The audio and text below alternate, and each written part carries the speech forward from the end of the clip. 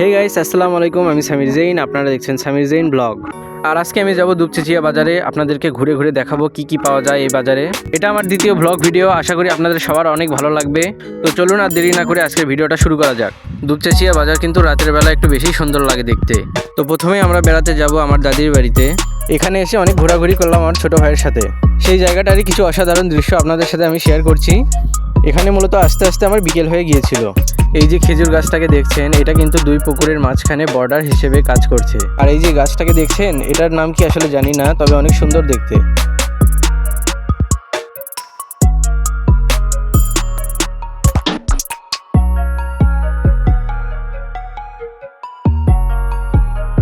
Finally এখন আমি চলে আসলাম দুপচাঁচিয়া স্ট্যান্ডে। দেখেন শুধু একবার এখানে কি পরিমাণ ক্রাউড। এখন এখানে বেড়াতে আসলে দেখতে পাবেন অনেক বড় বড় লাইটিংয়ের ব্যবস্থা করা হয়েছে। আগে কিন্তু এরকম রোড লাইটের ব্যবস্থা ছিল না। এখানে আসলে দেখবেন রাস্তার ধার দিয়ে সারি সারি ফলের দোকান বসেছে।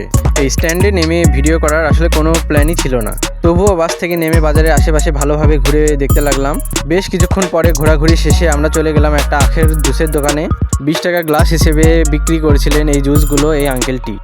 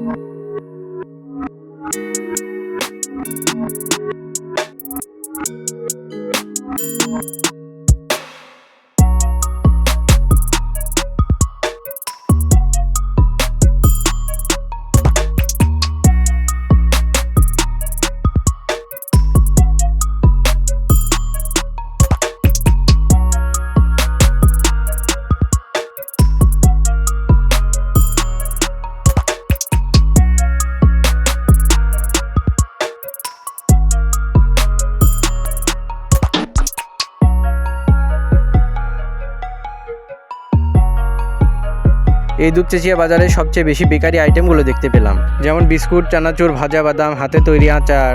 এর পাশাপাশি আরও অনেক ধরনের মুখরোচক খাবারগুলো রয়েছে। তো চলুন আর কোনো কথা না বলে আমরা দেখতে থাকি এই আইটেমগুলো।